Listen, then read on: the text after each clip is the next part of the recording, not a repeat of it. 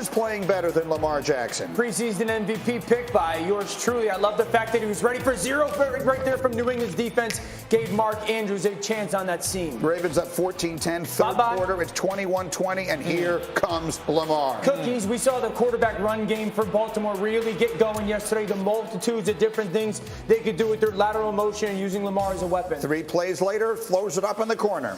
This tight end, Devin Duvernay. I love that ball by Lamar in the corner. High ball. Duvernay's starting to come on, especially down in the red zone as a pass-catching threat. The Ravens up 28-20. This was a wild game. Fourth quarter, Pats are down by 5. Third and goal, Mac Jones. He's known for not making the big mistake. This is a bad decision. Well, when you don't have a plan, this is what happens. Mistakes, they actually get all-out pressure in Baltimore. It doesn't look like kind of the story of the season that New England has any plan. Mac's got to throw that ball away, but it seemed like he got surprised. Late fourth. Lamar Jackson has 4 touchdowns on the day. Scratch that. Now he has 5 touchdowns on the day. Not enough. This kid is playing incredible football right now for this football team. So now it's 37-26, 2 minutes to go. Mac Jones throws it. It's picked off, and that's going to seal it. But take a look at what happens to Jones on the end of this play. Calais Campbell takes him down, and you can see he lands on the ankle, and he goes hopping That off. looks bad. Enormous pain. X-rays, the good news is that X-rays were negative. So it's not broken. It is expected to be a high ankle sprain. It's not clear just how bad injury, though. The injury is going to be. It's a terrible injury. We certainly wish the best for him. But let's focus for a moment. I said it at the beginning. If not for that fourth quarter collapse last week, so all we talked about coming out of Baltimore, Miami last week was how the Ravens gave that game away. What we are not talking about is that Lamar Jackson is playing better than he did when he was the MVP. Lamar Jackson is playing the best ball he's ever played in his life. And I'm talking about this is when he was going crazy at Louisville, like he was playing with young teenagers. That was the Heisman. Everything Lamar Jackson is doing is working for the Baltimore Ravens. There is no player in the league that is asked to do more for a team, but who is delivering at a higher, more elite rate than Lamar Jackson. He's not just only in the MVP conversation, he is setting a new quarterback market every time he steps on the field. For all the things that we said about the young guns that were coming up, oh, Joe Burrow's better, oh, Justin Herbert's better, it looks different, but it's not better. Lamar Jackson is the scariest player at the position in the entire world. If they playing football in Portugal, he better than all them. If they playing football in Ireland, he better than all them. If they are playing in Greenland, he better than all them too. Lamar Jackson is doing everything you need to do from the position, and we have to stop being bored of watching his greatness. Who does he remind you of? He reminds me of Aaron Judge. Oh, yeah, Aaron Judge, that's right. The guy that bet on himself that the Yankees are sitting back saying, here's the money we're going to give you. Well, homeboy, you should have pumped in an extra $10 million per year and given an extension, because that's what it's going to take in Baltimore for an organization that usually does the right thing. You did the wrong thing by not signing this guy to a contract, because every team's going to be like, okay, when those franchise tags are gone, baby, we're going to get Lamar Jackson on our team. I think RC's point of not getting bored with it or taking it for granted and underappreciating is big. These are the dumbest numbers. You know how we often say, like, he looks like a video game? In Lamar's last 2 weeks, he's thrown for 536 yards and 7 touchdowns and ran for 226 yards and 2 touchdowns. His 17-game season projection is 5,600 yards and 68 touchdowns. I mean, that is literally video game stuff. And I'm not going to take it for granted. He's the MVP of the league.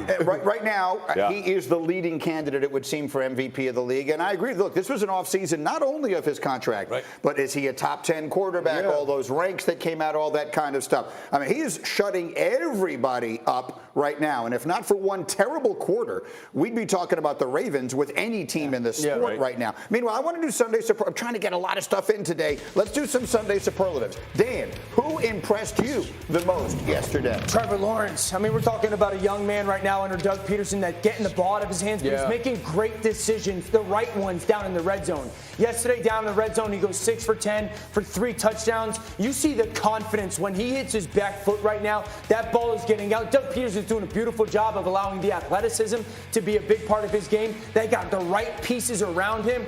Wentz was sacked 9 times. And then here's Dallas Goedert. I mean, I don't know if I've ever seen a screen pass have 6 different bodies on the opposing team and go untouched for a on the touchdown. ground, too. And then it's hurt. How about this throw to A.J. Brown? Green, that ball placement's perfect. It's on that back kind of shoulder hip to A.J. Brown to allow him to shield the defender with his body. And then under a minute to go in the half, this is where they really put it away. RC, how about these plays by Devontae Smith? Listen, this is Bama to Bama. Devontae Smith climbing the ladder, slight of frame, but he gets up, makes a big catch in traffic, and this is huge. He's progressed every single week this season. And then they're going to throw it up to him in the back of the end zone. Dan, how about this play to finish the half? This is when you know your quarterback trusts your receiver. Hey, if I give you a chance once, can you make a play? How about twice? Yep. A beautiful job by Devontae Smith controlling his body. He had 8 catches for 169 yards. Jalen Hurts threw for 340 and 3 touchdowns. And I would argue that there is no organization, no general manager, Howie Roseman, or anyone who had a better day or will this season than the Eagles did yesterday, sacking Carson Wentz, the guy they chose against 9 times in a game that was not nearly as close as the final score would sound, and it doesn't sound close. Rex, there have been a lot of people, and you were one of them, who questioned whether Jalen Hurts had the NFL skill set. Have you changed your mind?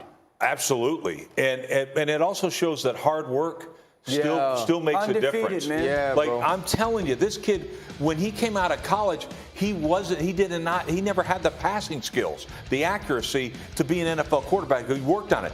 But here's the difference. This guy's running skills, he has halfback running skills, and he squats over 600 pounds. Like, he's strong as a horse. You ain't hurting this guy. He's built that way. Like, so you got a tailback playing like that kind of skill set in a quarterback body. And right now, the one thing about his accuracy, I definitely question when he came out. Man, I tell you what, I'm an absolute believer in this kid. It's 2 things right now. If you're talking about this team, you're talking about the best football team in the NFC. And if you are having any early MVP conversations that do not include Jalen Hurts, you're actually not having the correct MVP conversation. That's real. That's how well this team is playing. That's how well this quarterback is playing. We talked all offseason, what will new additions at the wide receiver positions mean for certain teams? It's been huge for the Philadelphia Eagles, not only because of what A.J. Brown can do and who he is, but what it allows Devontae Smith to do as the number 2 receiver on this team, on a team that can run the football against anybody in the entire league.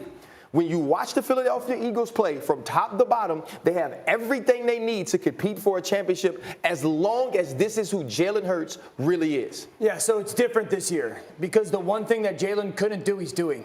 You know, Jalen Hurts last year could not throw the deep ball, and I question, is his arm strong enough? The deep ball he threw yesterday, Devontae Smith, can't be better. This ball is going to be snapped on the 39-yard lines. 1, 2, 3 hitch. Ideally, 44 yards down the field is perfect. Absolutely perfect. Second thing, you can't play this team when they get into empty. Too many pieces. Watch Pascal up top. Devontae from the bottom of the screen. Watching this. RC, avoid and make that defender run underneath. That's a 4-yard shallow cross that goes for 30-plus yards. And then this defensive line, 9 players yesterday for the Philadelphia Eagles had 16 pressures. This is the best defensive line in football right now.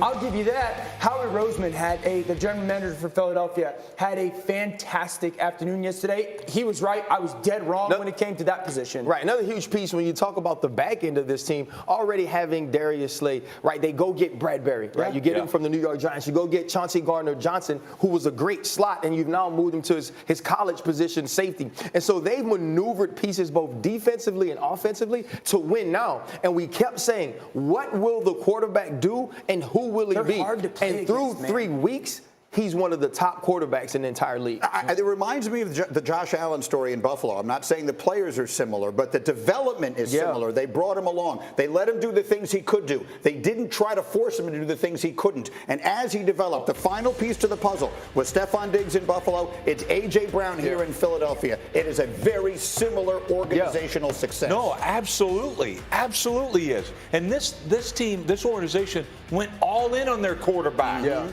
So they're like, no, we believe in him. And now you get in, hey, they draft Smith. They traded basically 2 first-round picks for him. And you traded a first-round pick to get Brown. Like, guess what? We're going to give this man weapons. Why? We know we got the quarterback. I asked Brandon Beane, the general manager of Buffalo, about that, and he said, I couldn't ask Josh to play a certain way unless I put the right people around him to facilitate that. And that's exactly what's happened in Philadelphia. Right now, the Eagles are the best team in the NFC. I don't think there is any room for debate about it. In the meantime, if he didn't stay